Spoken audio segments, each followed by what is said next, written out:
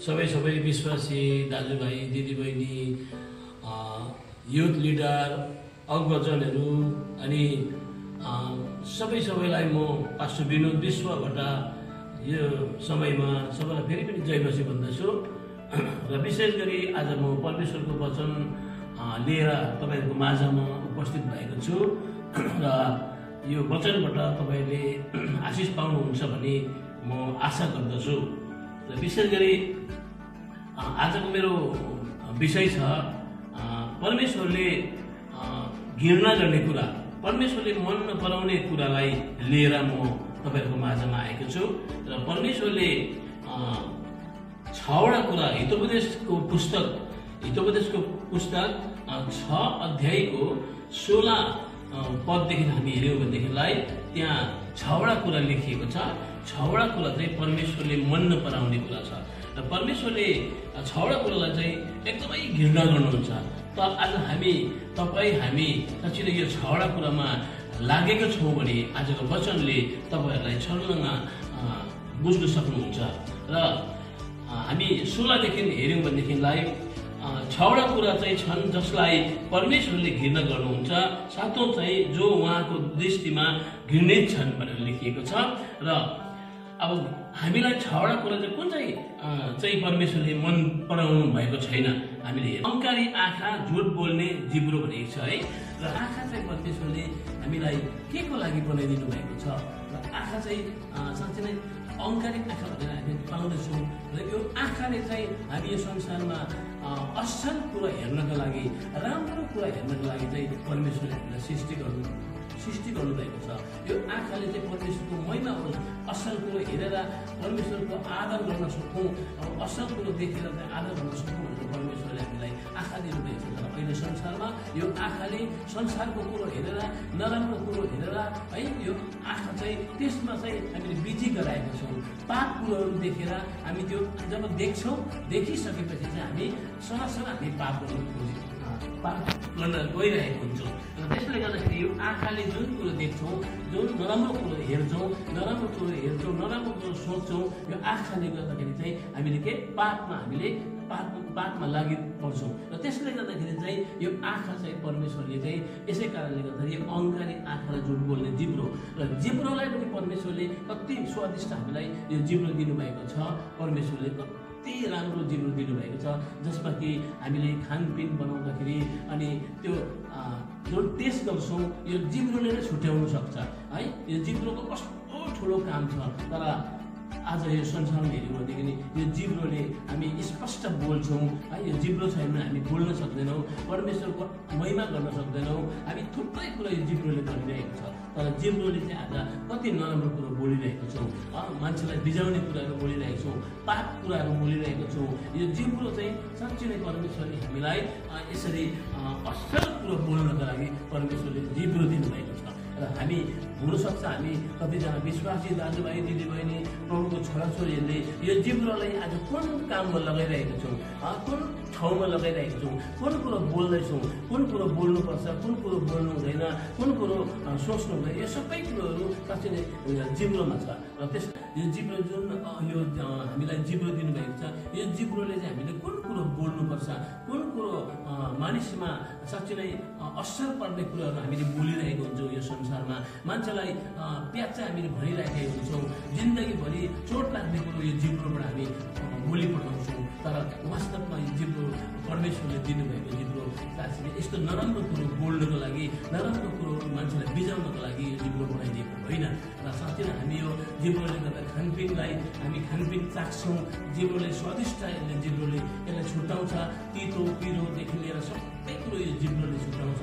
तर आज हामीले यो जिब्रो चाहिँ मेरो लागि के हो भन्ने कुरो चाहिँ मानिसले हामी विश्वासीले जानेको छैनौँ। र कतिचोटि फल्नाले मलाई यस्तो भन्यो, आज फल्नाले यस्तो नराम्रो शब्दहरू भन्यो भनेर आज मान्छेले मन दुखाइरहेको हुन्छ। तर यो जिब्रोलाई आज हामी परमेश्वरले दिनुभएको जिब्रो चाहिँ असल कुरा बोल्नको लागि, असल ठाउँमा बोल्नको लागि हामीलाई यो जिब्रो दिनुभएको छ। छ। र अर्को कुरा छ निर्दोषको रगत बगाउने हात भन्छ। हेर्नुहोस् हामीलाई परमेश्वरले यो हात दिनुभएको छ। यो हात चाहिँ साँच्चै नै परमेश्वरले यो हात दिनुभएको छ असल कुरो काम गर्नको लागि, असल कुरो परमेश्वरको महिमा गर्नको लागि, परमेश्वरको परमेश्वरको असल काम गर्नको लागि चाहिँ परमेश्वरले यो हात दिनुभएको छ। तर यो हातले आज के गरिरहेको छ? हत्या गरिरहेको छ, चोरी गरिरहेको छ। यो हातले धेरै मानिसहरूलाई कुटिरहेको छ, धेरै मानिसहरूलाई निर्दोषको रगत बगाइरहेको छ। यो हातले चाहिँ परमेश्वरले यो हात त्यसको लागि दिनुभएको होइन, त्यसको लागि यो हात बनाइदिनु भएको होइन। तर परमेश्वरले चाहिँ हामीलाई यो हात चाहिँ उहाँकै महिमा गर्नको लागि, उहाँकै काम गर्नको लागि यो हात बनाइदिनु भएको छ। यो हातले हामीले कतिचोटि नराम्रो कुरो छुन्छौँ, नराम्रो कुरो यसले युज गर्छ। तर नराम्रो कुरा छुनको लागि, नराम्रो कुरा युज गर्नको लागि परमेश्वरले यो हात दिनुभएको होइन। तर परमेश्वरले हामीलाई हात चाहिँ उहाँको महिमा गर्नको लागि, उहाँको काम गर्नको लागि असल हात दिनुभएको छ। यो अङ्ग, यो हातले हामी कति असल काम गर्नुपर्छ भन्ने कुरोमा आज तपाईँ र हामीले सोच्नुपर्छ। र रगत बगाउने, हत्या गर्ने कारणको लागि चाहिँ परमेश्वरले हामीलाई यो बनाउनु भएको होइन। र अर्को कुरो छ है, र काम गर्ने र यो दुष्ट योजना रच्ने हृदय।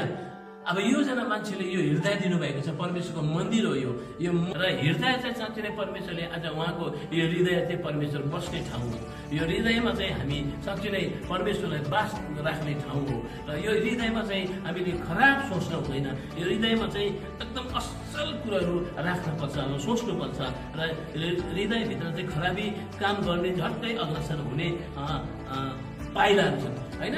हाम्रो यो झट्टै हामी नराम्रो कुरो गर्नको लागि अग्रसर भइहाल्छौँ, नराम्रो कुरो गर्नको लागि यो हृदयबाट सोचिहाल्छौँ, यो हृदयबाट पाप सोचिहाल्छौँ हामी। तर परमेश्वरले यो हृदयलाई चाहिँ यस्तो पाप सोच्नको लागि यो हृदय बनाइदिनु भएको भनेको होइन। हामीलाई नम्रताको जीवन दिनुभएको छ, नम्रता हुनुपर्छ। अनि नम्रता भएर हामी उहाँको आराधना गर्नुपर्छ। यो हृदयमा परमेश्वरको हृदयबाट परमेश्वरको आराधना गर्नुपर्छ। यो हृदय चाहिँ परमेश्वरले हामीलाई उहाँले असल कामको लागि हृदय दिनुभएको छ। तर आज हामी यो हृदयले के गरिरहेको छौँ, हृदयभित्र कस्तो कुराहरू राखेका छौँ, यो हृदयभित्र हामीले हृदयबाट कस्तो सोचिरहेको छौँ, हामीले अधर्म कुराहरू, नराम्रो कुराहरू हामीले गरिरहेको कुराहरू हामी आज भेटाउँदैछौँ। र यसले गर्दाखेरि चाहिँ खराबी काम गर्ने, झट्टै अग्रसर हुने पाइला। आज हेर्नुहोस्, आज हामीलाई यो खुट्टा दिनुभएको छ। यो खुट्टा खराबी काम गर्नको लागि, छिट्टो हामी नराम्रो काम गर्नको लागि छिट्टो हामी पहिला सार्छौँ। जुन ठाउँमा नराम्रो काम गर्नु छ, झगडा गर्नु छ, कसैसँग दुश्मन गर्नु छ भनेदेखि हामी पहिला अग्रसर भएर हामी यो पाइला सारिहाल्छौँ। यो पाइला सारेर उहाँ नराम्रो काममा हामी पुगिहालेको हुन्छौँ। तर वास्तवमा परमेश्वरले यो कुरोलाई घृणा गर्नुहुन्छ, परमेश्वरले मन पराउनुहुन्न। यो हामीलाई छिट्टो अग्रसर हुने पाइला, छिट्टो हामी अग्रसर हुने पाइला हामी पाइला सारिहाल्छौँ। नराम्रो काम गर्नको लागि परमेश्वरले यो हामीलाई खुट्टा दिनुभएको होइन, यो पाइला दिनुभएको होइन। तर परमेश्वरको सुसन्देश सुनाउनको लागि जग्गा जग्गामा गएर सुसन्देश सुनाऊ भनेर चाहिँ यो पाइलाहरू हामीलाई बनाइदिनु भएको छ। र उहाँले चाहिँ हामीलाई यो काम गर्नको लागि यो पाइला बनाइदिनु, खुट्टाको पाइला बनाइदिनु भएको छ, खुट्टा बनाइदिनु भएको छ। तर हामी आज मानिसहरूले चाहिँ कस्तो संसारमा के गरिरहेछ भनेदेखि चाहिँ यो चाहिँ झट्टै कतै नराम्रो काम गर्नु जानु छ भनेदेखिलाई यो पहिला अघि सार्नुहुन्छ, पहिला अघि सार्नुहुन्छ। तर मानिसलाई परमेश्वरले यसको लागि चाहिँ यो पहिला दिनुभएको होइन, परमेश्वरको काम गर्नको लागि हामीलाई हात, खुट्टा, पाउ सबै कुरो दिनुभएको छ। र 19मा हामी हेऱ्यौँ भनेदेखि चाहिँ सत्य बोल्ने झुटो साक्षी होइन, असत्य बोल्ने झुटो साक्षी र दाजुभाइहरूको माझमा झगडा उठाउने मानिस। अब हेर्नुहोस्, यो एकदम खतरा कुरा छ। किनभनेदेखिलाई असत्य बोल्ने झुटो साक्षी, असत्य बोलेर झुटो साक्षी, झुटो गवाई दिने मानिसहरू हाम्रो बिचमा हुन्छ। हामीलाई झुटो साक्षी दिएर, झुटो गवाई दिएर चाहिँ हामीलाई दाजुभाइसँग पनि हामीलाई बिछोड बनाउँछ। दाजुभाइसँग मेलमिलाप भइरहेको पनि दाजुभाइसँग हामीलाई एकदमै अलग गर्छ। यो कुरो पनि हामी छिटो आउन सक्छ है। दाजुभाइहरूको माझमा झगडा उठाउने मानिस, यो मानिसहरूसँग चाहिँ हामी होसियारी रहनुपर्छ। हामी दाजुभाइ आफ्नो प्रभुको छोराछोरी एकान्तमा हामी मिलिरहेको हुन्छौँ, प्रभुको छोराछोरी एकदमै राम्रो भएर सङ्गति गरिरहेको हुन्छौँ, यो बिचमा चाहिँ बुवासो भएर आएर चाहिँ हामीलाई एकदमै झगडा लगाइदिएको हुन्छ, दाजुभाइको बिचमा चाहिँ झगडा हालिदिएको हुन्छ। र त्यसले गर्दाखेरि चाहिँ हामी यस्ता मानिसहरूसँग पनि हामी होसियारी रहनुपर्छ। हामी दाजुभाइ चाहिँ के हो भनेदेखि चाहिँ परमेश्वरको छोराछोरी चाहिँ सबै दाजुभाइ नै हो, एउटै कोखको नहोला, एउटै कोखको दाजुभाइ नहोला, तर प्रभुमा जो छोराछोरी प्रभुमा विश्वास गरेको छ, हामी सङ्गति सँगै गर्छौँ, प्रभुको छोरा भएपछि हामी सबै दाजुभाइ हो। तर दाजुभाइमा बिचमा एकदमै अशान्ति ल्याउने, झगडा गर्ने मानिस हुन्छ, त्यो मानिसदेखि चाहिँ हामी होसियारी रहनुपर्छ। त्यसले गर्दाखेरि चाहिँ हामी यो छवटा कुरालाई चाहिँ परमेश्वरले घृणा गर्नुहुन्छ, मन पराउनु हुन्न।